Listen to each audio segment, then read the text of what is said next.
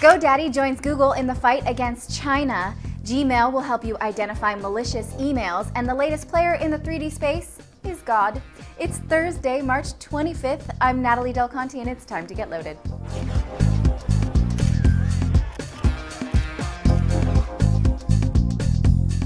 GoDaddy is showing some solidarity with Google over the battle against the Chinese government. The company announced plans to stop registering domains in China in response to a new policy that requires extensive information about registrants. The government was asking for photographs and serial numbers identifying a business license for anyone who wanted to register a site in that country. GoDaddy has said that it will stop registering .cn domains, but not pull out of China altogether.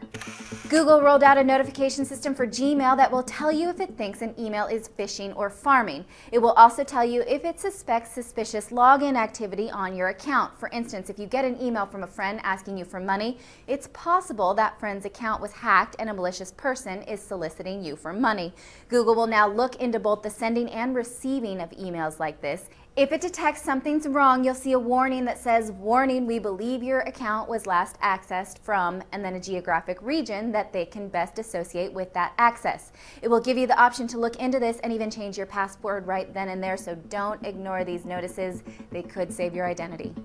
This is a sad study. A new Pew Research poll found that U.S. adults living with chronic disease are significantly less likely than healthy adults to have access to the internet, nearly 20% less likely. The sad part is not only that they lack connection to information, but also to the camaraderie that the internet can afford. Social networks are, of course, ideal for people who are living with disabilities because they can find and share so much more easily.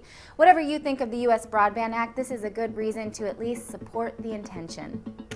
As if you haven't had enough 3D lately, South Korean scientists have developed 3D books. They look like pop-up books, only virtual. This comes out of South Korea's Gwangju Institute of Science and Technology, and it's mostly for animation of children's books, so things like dragons and puppy dogs.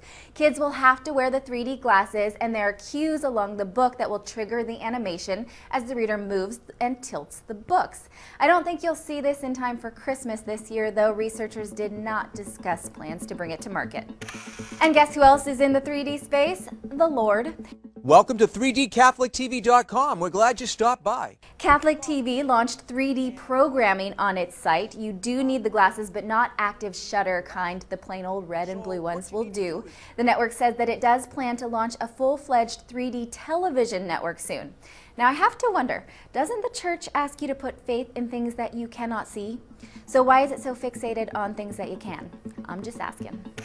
Next week on the CBS Early Show, I'm doing a demonstration on how to use QR codes. I have a video on CNET right now that explains how to use these codes. You can find it on CNET TV right this very minute.